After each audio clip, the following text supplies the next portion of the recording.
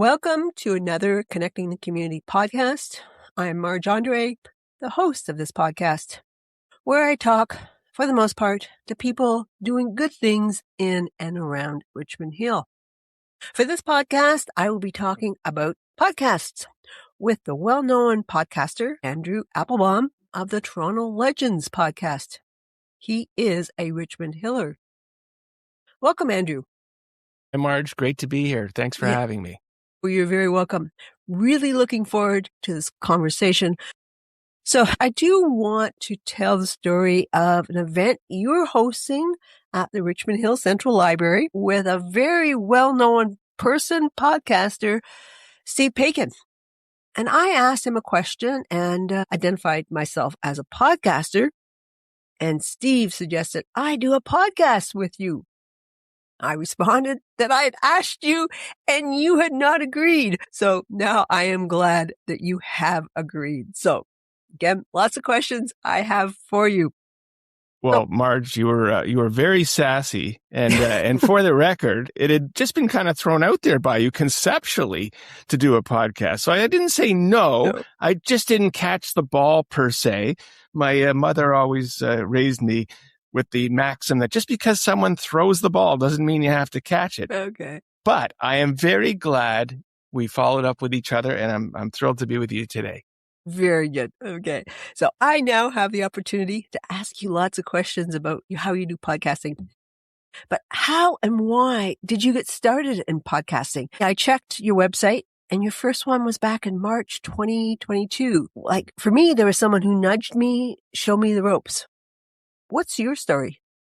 Well, it's hard to believe that we're now 3.5 years in with Toronto Legends as the podcast. I guess it goes back to COVID. That led to long walks with headphones, and I got introduced to something called podcasts. So I didn't know what they were, started listening to them, and I in particular enjoyed a podcast called Toronto Mic'd, which is hosted by Mike Boone. And he was interviewing kind of well-known personalities, well-known by Toronto standards. And I thought, this is great. The kind of people he was interviewing, I would love to do it. And frankly, I thought if he can do it, I can do it too. But it turns out he'd already been doing it 10 years. He was past 1,000 guests, which is incredible. So I figured there's no room for me. I'll just keep enjoying listening. But something very interesting happened. There was a Toronto Star write-up about Mike Boone and his Toronto Mike podcast, recognizing his 1,000th episode. And in this article, he mentioned there's room for everyone. So I decided just to give him a call, kind of bounce it off that I'd like to do something. It's very similar to what you're already doing. And to his credit, because it would have been very easy to say, hey, already doing it, no room for you. He encouraged me to actually get started. And he actually produced the first 40 of my 360 interviews and kind of got me going. 360 interviews, 3.5 years later, here we are. Whoa, nice story. Now, I believe that you do a lot of preparation for your podcasts. Like you read up on the guests, really, you craft some really good questions. So how would you describe what you do, your process? Well, Marge, thanks for your compliment, because I think extreme preparation is kind of my calling card, and doing effective research has never been easier. We all know about Wikipedia now. It's third person created, and quite often some of the facts are wrong. And AI is crowdsourced, and it's also often wrong. But hearing from the personality or the interviewee directly is 100% accurate. And I'd say my dirty little secret of podcasting is that every guest I interview has already done a podcast. So there's always accurate and interesting information already out there. You just have to gather it. So my research is listening to them tell stories elsewhere. And then I come back to them. And Marge, I have to tell you, I'm always shocked. They're always surprised when I bring up fact XYZ. How did I know that, Andrew? How'd you know that? It's because they already said it on some other podcast. So it's not surprising at all, but they're always impressed. Yeah, okay. Now, your podcast is called Toronto Legends. Now, I had thought you were focusing just on sports legends for your podcast, and that's wrong. You've had many guests who have been involved with sports. I think your first guest was Matt Basili, a chef and author, and you had on Bob Ray. What are your parameters, conditions for having someone on as a guest? Well, I do have guests from everywhere. And I guess my 360 past guests have been from, as you know, Marge, sports, but also business, broadcasting, food, the arts, media. Basically, my parameters or conditions are if you are a well-known personality in Toronto, I designate you a Toronto legend, and I want to ask you how you did it. Okay, I like that. Now, are you really into sports? Do you or have you played a lot of sports? I love my Toronto sports. I'm a Willowdale, North York born kid, and I remain a fan of all the Toronto teams, the Maple Leafs, the Argos, the Blue Jays, the Raptors, the Marlies. So I particularly do love talking to former athletes whose names I knew growing up. So, for example, Maple Leafs captain Rick Vaive, Argos legend Pinball Clemens, Blue Jays World Series champions. I talked to two of them, Todd Stottlemyre and local boy Rob Butler. He's from East York. I talked to original Raptors, A.C. Earl and Tracy Murray. And I have to tell you, Marge, in particular, I got great pleasure through this podcast, through my experience with Inge Hammerstrom. Are you a Maple Leaf fan yourself? I was, and I've faded, so yes. Many of us have faded, but me growing up in the 70s, the Leafs were kind of having a bit of a heyday. And the first two Europeans that kind of started this wave of Europeans coming to the NHL were Boreas Salming and Inge Hammerstrom. And Boreas Salming was my guy. And unfortunately, as many listeners will know, he passed away from ALS a few years ago. And that really hit me like, these people won't be around forever. So you got to go for it. And I ended up going for it with his partner in crime, Inge Hammerstrom, who came over from Sweden and was very successful. And I had a great interview with him, which resulted in actually getting to spend some time with him when he was in Toronto recently, celebrating Daryl Sittler's 10-point night from 1977. Were you watching the Habs games? I was. The people are going to get mad hearing this because I just told you what a Toronto guy I am. But my wife, Vicky, is from Montreal. She's been living in Richmond Hill longer than in Montreal, but she still votes and cheers for the wrong team. But with this incredible playoff run that the Habs had, we were both watching every game. So in my house, it's mandatory. So are you still watching the last few games of the finals? I'm enjoying them greatly. I do cheer for Mitch Marner and the Las Vegas Golden Knights. I think it would be great for him to get the cup, but everyone's wringing their hands over that. So it's unfortunate he couldn't do it here. Now, are you turning to soccer? Are you going to be watching the FIFA Cup? I have 0% interest. And to me, Marge, I have to tell you, it's an absolute scandal that Canadians are paying $80 million a game to host each of these Canadian games. I think that's kind of insane. And then they talk about this economic impact coming, but I think it's going to be offset because nobody who lives in the GTA is going to go downtown during this time. So I think with the gridlock and the security lockdowns and all the hassle, I'm not in favor of it. So sorry, everyone. Okay. I think you need to do a podcast on that. So how do you get podcast guests and what makes a good podcast guest? I just ask. And Wayne Gretzky said it best, you miss 100% of the shots that you don't take. So it's so simple, but it's so true. When I ask, I get yeses to be a guest. And let's not mistake those figures. I get probably a 95% rejection rate. But that doesn't mean I can't ask, and nobody's going to do it unless you ask. So that's a very simple rule. And in terms of what makes a good podcast guest, I love someone that answers the questions, but knows when to stop and answer. For me, it's an interview. It's not a conversation. Nobody tunes in to hear Andrew Applebaum's views. They want to hear from the guest or personality, the Toronto legend, so to speak. And they want to hear their best stories. So I try to let them talk, not me. Okay. That's a rule I have too. Sometimes I will edit out anything I've said during the podcast and just let's hear from the person who I am interviewing. Now, what do you see as the role of podcasts in the current media landscape? Well, it's very interesting. As you've experienced, podcasts have no barriers to entry. So there's no gatekeepers. Literally anyone can create a podcast. So for me, podcasts are a great source of entertainment, audio entertainment while I'm walking or driving. So as long as those keep going, I'm going to keep listening. And I've really enjoyed doing them, and I still enjoy listening to them. Okay. Now, yours and mine are audio podcasts only. I know there are a lot of podcasts that you can watch just if it's two people talking. Sometimes they'll show a chart, a book, but, why have you chosen to have an audio-only podcast? Well, the purists out there will remind you and I that the strict definition of a podcast is audio only. But frankly, I don't understand why you'd want to watch two people just talking. But an interesting reality is that most podcasts are actually discovered or even listened to via YouTube. So it's a legit platform. Audio podcasts like yours and mine, we can put up a static image to get our podcast onto YouTube. But frankly, Marge, I still don't get it.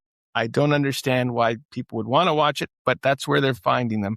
But for me, the complexity of adding video is not worth the effort. The proverbial juice is not worth the squeeze. So I stick to audio only.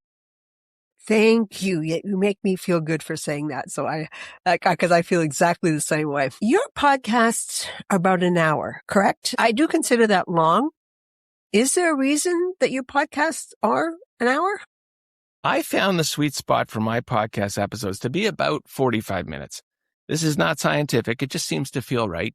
Now, of course, many of us know Joe Rogan. His podcasts go for like 3 hours. And frankly, I don't understand why anyone would want to hear guys ramble on for that long. But Joe Rogan is the number one podcast in the world. So who am I to say? Okay. Now, what podcasts do you listen to? I actually listen to the same kind of podcast that I do, meaning I want to listen for the guest, not the host. I want to listen for the personalities. So the podcasts that I like are the ones that get the really big names. Dana Carvey and David Spade's Fly on the Wall gets a lot of big names. Randall Kaplan has a podcast called In Search of Excellence, and all his guests are big business titans and people that I've heard of and want to hear from. Rob Lowe, of course, he has a podcast called Literally, lots of entertainment people. And Gary Kemp and Guy Pratt have a podcast called Rock on Tours, and all their guests are musicians, but ones that I've heard of and know. So those are the ones I like to listen to. And of course, Connecting the Community podcast from Marge Andre is something I listen to regularly. Okay. Thank you. I will admit my list of podcast listening is different than yours, but that's absolutely okay. Okay. Let's talk about Richmond Hill and basically the media, lack of media in Richmond Hill. Now, in my opinion, it's always been Toronto centric. And now even more so, lost a print newspaper. There's been no Rogers sessions, radio. I'm not bashing Richmond Hill. I like that I live here in Richmond Hill and can easily access Toronto. But I am a proud Richmond Hiller. How do you regard the paucity of news and event coverage in Richmond Hill? Well, first I'm going to have to look up the definition of paucity. That was a great word. You're going to educate me, but I'm going to assume what it meant is the lack of news and event coverage in Richmond Hill. I share exactly what you just said. I'm a very proud Richmond Hill resident. I lived here for over 20 years. Our daughter was born and raised here, and we've been very involved in Ringette and the gym and the library. And the Liberal newspaper, if you remember that, used to come to my door weekly, and that's where I got my local information. And then it became like a 1 or 2 or 3 page thing where it was just full of ads. There was nothing in it. And now it doesn't come at all. So literally, there is no local information for me anymore. So that's the issue I have being in Richmond Hill. There is no media left.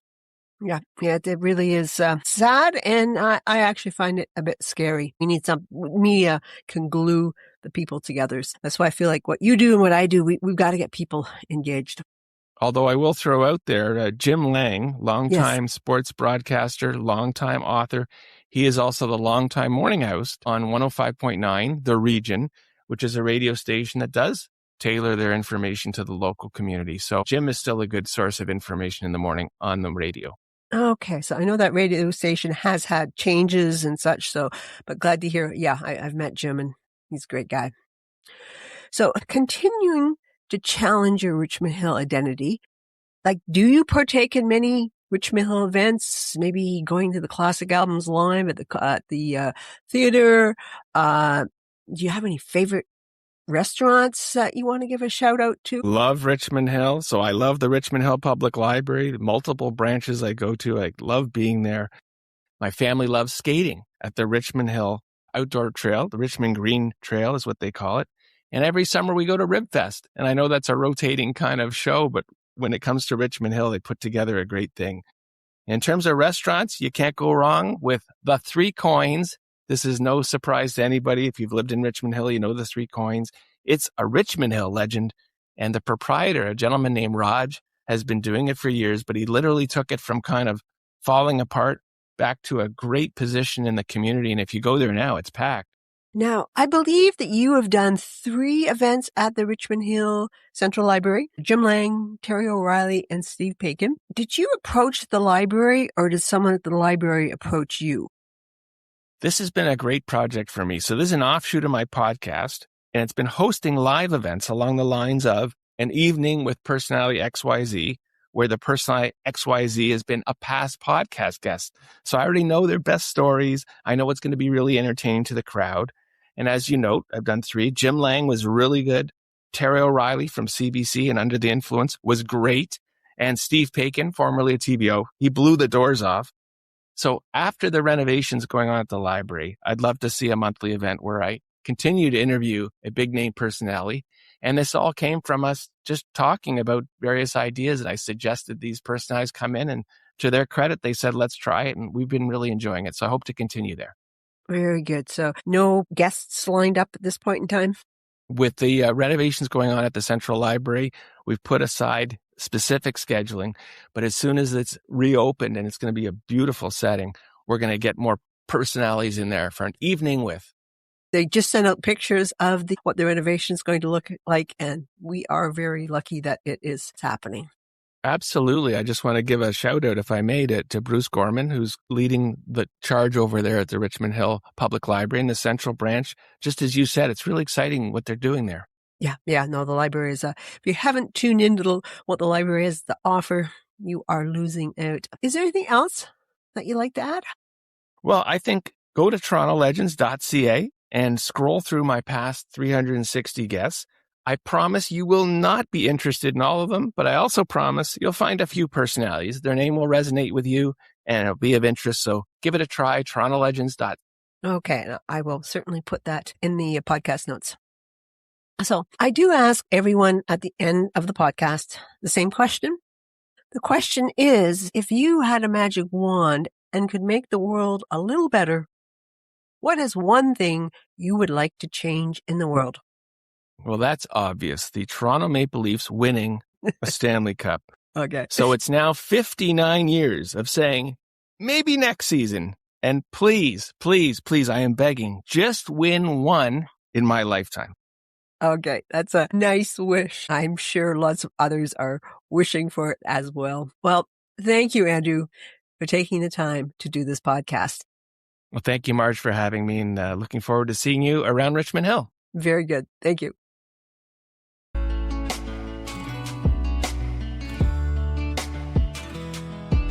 Thank you for listening. I would appreciate you sharing this podcast. Consider emailing me at Marge, M-A-R-J, at margeandre.com. I would welcome suggestions for podcast guests. Let's stay connected.